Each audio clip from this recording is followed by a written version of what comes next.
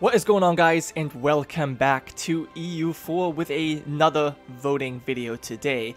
And I'm gonna make it easy for you, or maybe especially hard, I don't really know, because there will be only two options for you to choose from. And the first one is Gelre, a very small country, and this was sort of requested by some of you in the comment section, because there was one request that asked for smaller European colonizers or one of the Chinese miners. Now, the Chinese miners are not really all that fun. I checked them out, and even Ming is not all that fun.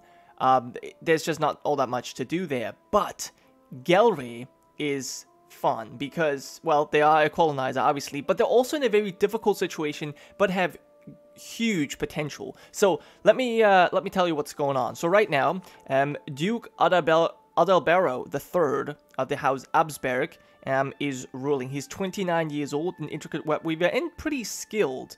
But he's the same dynasty as France and Obertrithia. Yes, that is correct. But this duke is completely isolated diplomatically. He's got two cores that he's lost in previous wars, or the country itself anyway. He's got no friends, and the country is currently bankrupt. There you go. It's currently bankrupt and has loans already. So really bad shape. Stability is a -3, and prestige is just plummeted to -90. However, as you can see here, the current culture is Saxon, but I think it's possible to culturally shift to Dutch, and then we should be able to form the Netherlands. In fact, I've already tried this just as a test to see if it works, and it does work. And in order to then form the Netherlands, we would have to take 3 provinces from our neighbor to the south, Loon. And yeah, then we could form the Netherlands, and we would gain new, missions, I think a new government as well, and all these kinds of cool things. And yeah, that would just kind of be fun to do. And as I said, we're in a tough spot, so it would be a struggle.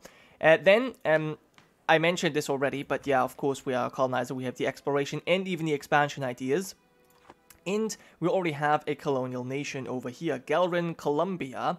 Not particularly powerful, but we do have the possibility of going to war here, and of course colonizing more in Mexico and Colombia. So there's plenty of room for expansion. We might even be able to go here and colonize something in Africa, and so on and so forth. So plenty of things to do. Gelre would be an excellent choice, in my opinion. And the second choice is quite different, because it's not in Europe. It is actually one of the native tribes in North America, the Iroquois. Now, you're probably wondering, okay, why Iroquois? There's tons of native tribes out there. First of all, the Iroquois are one of the strongest. They actually start out as one of the strongest because they have 4 provinces right at the start. They haven't actually expanded. But for now, the Iroquois have reformed their government, if I'm correct. Yeah, they are a duchy, a feudal monarchy.